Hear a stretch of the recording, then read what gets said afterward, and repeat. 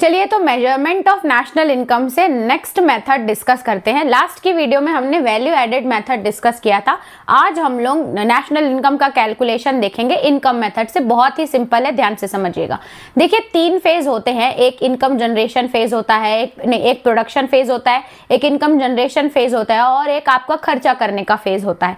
तो ये तीनों फेज में इनकम जनरेट हो रही है, इसीलिए हमको भी नेशनल इनकम 3 मेथड से कैलकुलेट करनी होती है। एक आपका value added method, income method और जब हम खर्चा करते हैं तो वो expenditure method. Value added method हमने लास्ट में डिस्कस किया था। अभी हम लोग इनकम मेथड से कैलकुलेट करेंगे नेशनल इनकम। तो वर्ड आ जा रहा है इनकम। अगर इनकम वर्ड है तो जहां से भी हम कमा के या कुछ सर्विस प्रोवाइड करके हम इनकम जनरेट कर रहे हैं, हम पैसा कहीं से जनरेट कर रहे हैं, वो सारी चीजें आपको इनकम मेथड में ऐड करनी है। कहीं से भी पैसा जनरेट हो रहा है, चाहे वो रेंट से हो रहा है, चाहे अगर कोई रॉयल्टी से आपका पैसा जनरेट हो रहा है, चाहे आपने किसी को इंटरेस्ट दिया है, लोन दिया है, या जहां पे आपका प्रोडक्शन एक्टिविटी हो रहा है वहां से इंटरेस्ट जनरेट हो रहा है, जहां से भी प्रोडक्शन एक्टिविटी हो रही है और आपकी इनकम जनरेट हो रही है, वो सारी चीजें इसमें आएंगी। तो अगर ये कंसेप्ट आप समझ जाते हैं तो आपको फॉर्मूला याद करना बहुत ही ज्यादा आसान हो जाएगा। तो देखिए पहला जो फैक्टर है फॉर्मूला में आता है वो आता है हमारा कंपेंसेशन ऑफ एम्प्लॉइज। फॉर्मूला होता है ना नेशनल इनकम का, तो पहला आता है कंपेंसेशन ऑफ एम्प्लॉइज। कंपेंसेशन मतलब होता है कि भरपाई करना। जैसे आपने कोई काम किया तो सामने वाला उसका अगर आपको पैसा दे रहा है तो वो आपके एफर्ट्स की भरपाई कर रहा है, तो कंपेंसेशन ऑफ एम्प्लॉइज को हम उनके काम करने के लिए कुछ कंपेंसेट करते हैं। अब क्योंकि उसने कुछ वैल्यू ऐड की है तो हम उसको इनकम देंगे। अब हम 3 तरीके से दे सकते हैं उसको पैसा उसके काम का। पहला, जो उसने काम किया उसका आप उसको पैसा दे दो, वेजेस सैलरी दे दो। अगर आप पैसा नहीं दे रहे हो तो जो उसने काम किया है तो उसको कुछ उसके बदले दे दो, कोई सामान दे दो। जैसे आजकल की बिजनेस की लैंग्वेज में हम देखें तो अगर कोई काइंड यानी कि पैसा ना दे के कोई सामान देना, तो कोई मेडिकल फैसिलिटी देता है, कोई एजुकेशन फैसिलिटी देता है, कोई आपको होम रेंट की रहने की फैसिलिटी देता है। तो ये सारी जो फैसिलिटी होती है ये किस में आती है? ये आपकी wages and salaries in kind, यानी कि हम कैश ना दे के उनको कोई ना कोई सामान या सर्विस दे रहे हैं। फिर तीसरा आता है कि जो भी हम कंपेंसेट कर रहे हैं वो सोशल सिक्योरिटी यानी कि ऐसा हिस्सा उनको जब पैसा जरूरत पड़े तब कमाए, जैसे प्रोविडेंट फंड, ग्रेचुटी, पेंशन, ये सब जो हम सोशल सिक्योरिटी सेव करते हैं वो इसमें आता है। लेकिन इतना याद रखिएगा कि ये सोशल सिक्योरिटी आता है एम्प्लॉयर और एम्प्लॉय के बीच में रहेगा। जो थर्ड पार्टी है ना, जैसे आपकी इंश्योरेंस हो गई, जो हम तीसरी पार्टी को उसके लिए, यानी कि सोशल सिक्योरिटी में इंश्योरेंस नहीं आता है, सिर्फ एम्प्लॉयर और एम्प्लॉय के बीच में जो ग्रेचुटी, पेंशन वो सब आता है, थर्ड पार्टी इसमें नहीं आता। पहला है इनकम मेथड से क्या है? कंपेंसेशन ऑफ एम्प्लॉइज पहले में। अब ये कंपेंसेशन ऑफ एम्प्लॉइज में 3 चीजें रहेंगी, या तो wages and salaries in kind रहेगा, या wages and salary cash kind, या सोशल कंट्रीब्यूशन। ठीक है, तो यानी कि मैं ये लिख सकती हूँ कि ये जो हमारा नेशनल इनकम का फॉर्मूला है तो सबसे पहले आता है COE, compensation of employees. Compensation of employees कभी कभी क्वेश्चन में डायरेक्ट दिया होगा। अगर डायरेक्ट दिया है तो और कुछ कैलकुलेशन करने की जरूरत नहीं है, जो अमाउंट दिया है आप कंपेंसेशन ऑफ एम्प्लॉइज लिख दो। लेकिन कभी कभी क्वेश्चन में क्या होता है, कंपेंसेशन ऑफ एम्प्लॉइज ना देके ये तीनों देता है, तो आपको क्या करना है, इन तीनों को आपस में प्लस करना है। जैसे मान लो ये 10 है, ये 10 है और ये 20 है, तो आपको कंपेंसेशन ऑफ एम्प्लॉइज में कितना अमाउंट लिखना है? 40 लिखना है। ठीक है, कभी कभी ये भी हो सकता है कि ये दोनों दे और काइंड ना दिया हो, तो आप कंफ्यूज मत होना कि तीनों को, अगर इन तीनों में से कोई एक भी नहीं दिया है ना तो उसको हम 0 कंसीडर करके आगे बढ़ सकते हैं। जितना दिया है उसको हमको कंसिडरेशन में लेना है। ये पहला है। दूसरा क्या आ जाता है? Operating surplus. ठीक है, अब देखो आपको क्वेश्चन में ना, क्योंकि हम इनकम मेथड से डील कर रहे हैं तो क्वेश्चन में या तो आपको बोलेगा rent plus royalty plus profit. अगर इन तीनों को आप सम अप करते हो तो ये तीनों के सम अप से हमारा बनता है ऑपरेटिंग सरप्लस। ठीक है, तो क्वेश्चन में क्या होगा, कभी कभी आपको डायरेक्ट ऑपरेटिंग सरप्लस दिया होगा। ठीक है, तो आप डायरेक्ट क्या लिखोगे? Operating surplus. आपको कुछ और आगे सर्च करने की जरूरत नहीं है, कुछ देखने की जरूरत नहीं है, क्योंकि इन तीनों का सम ही ऑपरेटिंग सरप्लस होता है। ये पहला केस है। और क्या क्वेश्चन में केस दे सकता है? कभी कभी आपको ऑपरेटिंग सरप्लस भी दिया है, मान लो फिर आपको रेंट और रॉयल्टी भी दिया है, तो बहुत बच्चे क्या करते हैं, ऑपरेटिंग सरप्लस भी लिखते हैं हैं प्लस यहाँ पे रेंट एंड रॉयल्टी भी प्लस करते हैं, ये आपका 100% गलत हो जाएगा। देखिए ऑपरेटिंग सरप्लस आया कहाँ से, रेंट और रॉयल्टी और इस सबको प्लस करके, यानी कि रेंट और रॉयल्टी ऑलरेडी ऑपरेटिंग सरप्लस में इंक्लूडेड है, ये आपको कंफ्यूज करने के लिए दिया होगा, ठीक है। तो फिर आपको रेंट और रॉयल्टी नहीं लेना है, सिर्फ ऑपरेटिंग सरप्लस देना है। या तो फिर तीसरा केस ये हो सकता है कि कभी कभी क्वेश्चन में आपको सिर्फ रेंट रॉयल्टी प्रॉफिट दिया होगा, तो फिर आप ये तीनों को प्लस करके यहां लिखोगे, ऑपरेटिंग सरप्लस आपका निकल जाएगा, निकालने का फॉर्मूला।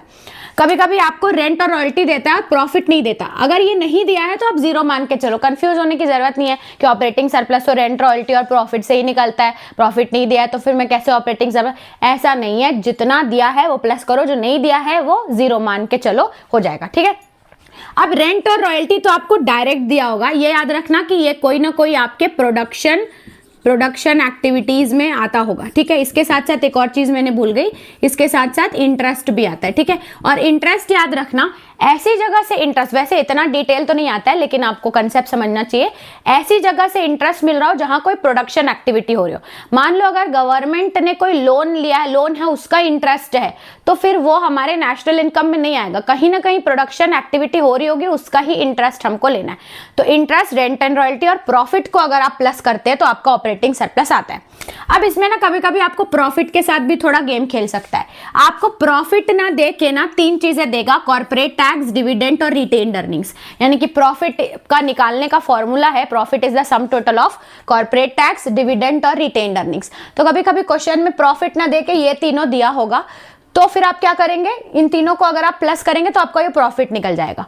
और पहला केस और क्या कर सकता है, आपको प्रॉफिट भी दे सकता है और ये तीनों भी दे सकता है।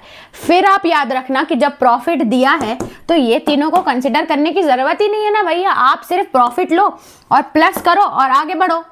कभी कभी ये दोनों दिया रहता है, रिटेन्ड अर्निंग्स नहीं दिया है, तो अगर प्रॉफिट नहीं दिया है मान लो और ये दोनों दिया है, रिटेन्ड अर्निंग्स नहीं दिया है, तो ऑब्वियस सी बात है जो नहीं दिया है उसको हम जीरो कंसीडर करते हैं, हम आगे बढ़ते हैं, ठीक है। तो अभी मैंने आपको किसका कैलकुलेशन बताया, ऑपरेटिंग सरप्लस का।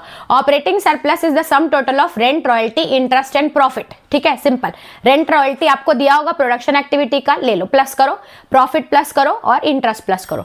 अगर कभी कभी इन तीनों में से कुछ एक चीज नहीं दिया है, जीरो लो, जो दो चीजें होगी वो करना। कभी कभी ये चारों ना देके ऑपरेटिंग सरप्लस लिखा, ऑपरेटिंग सरप्लस को सिर्फ ले लो।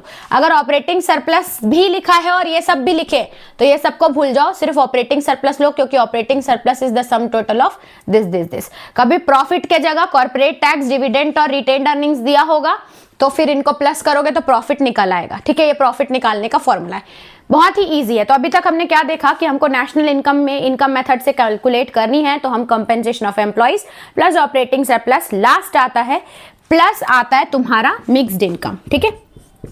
आप मिक्स्ड इनकम, अब ये मिक्स्ड इनकम क्या है, देखो यहां तक तो हमने प्रॉफिट और ये सब ले लिया।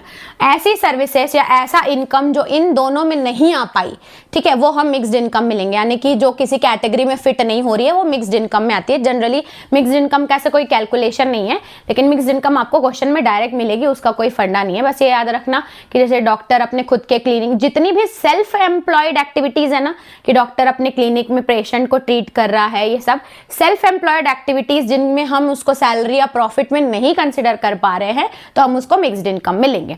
ये तीनों अगर आपके पास आ जाता है और अगर आप ये कैलकुलेशन भी समझ जाते हैं, तो फिर आप इनकम मेथड से जब भी आप ये तीनों कैलकुलेट करोगे तो आपको जो एग्रीगेट निकलेगा वो निकलेगा एनडीपी एट एफसी, ठीक है। यानी कि जब हम ये कैलकुलेट करें हमें एग्रीगेट कौन सा निकला, एनडीपी एट एफसी, लेकिन क्या निकालना है हमें, एनपीएफसी निकालना है, क्योंकि नेशनल इनकम है। तो देखो एफसी और एफसी में तो कोई चेंज नहीं होगा, प्रॉफिट और प्रोडक्ट सेम रहेगा। फर्क कहाँ है, हमको डोमेस्टिक से क्या करना है, नेशनल में जाना है। बाकी सारे से एग्रीगेट को चेंज करते हैं ना, तो डोमेस्टिक से क्या चेंज करना है, नेशनल। तो जब भी हम डोमेस्टिक से नेशनल में जाते हैं तो हम एनएफआईए प्लस करते हैं। अगर आप इसमें एनएफआईए को प्लस करेंगे तो आपकी नेशनल इनकम मेथड से आ जाएगी। ये इतना इजी है। बहुत लोग बोलते हैं कि नेशनल इनकम है बहुत हार्ड है, ऐसा कुछ भी नहीं है। देखिए कितना भी हार्ड सब्जेक्ट हो ना, अगर आप उसको 3 बार अच्छे से रिवाइज करते हैं ना, ऐसा हो ही नहीं सकता कि वो आपके लिए सिंपल बन जाए। मैटर है कि आप उसके लिए कितना वर्क करना चाहते हैं, जितना आप उसको टाइम दोगे उतना वो आपके लिए इजी बनता जाएगा। पहली बार में तो किसको समझ नहीं आता, ये थोड़ा सा है, लेकिन उसके लिए आपको पेशेंस रखना पड़ेगा। और क्या पूछ सकता है इनकम मेथड से, प्रिकॉशंस व्हाइल कैलकुलेटिंग। जब भी आप पूछता है ना इनकम मेथड से जब हम कैलकुलेट करें तो क्या प्रिकॉशन होंगे। तो जब भी आप इनकम मेथड से कैलकुलेट करते हैं प्रिकॉशंस को ध्यान में रखिए।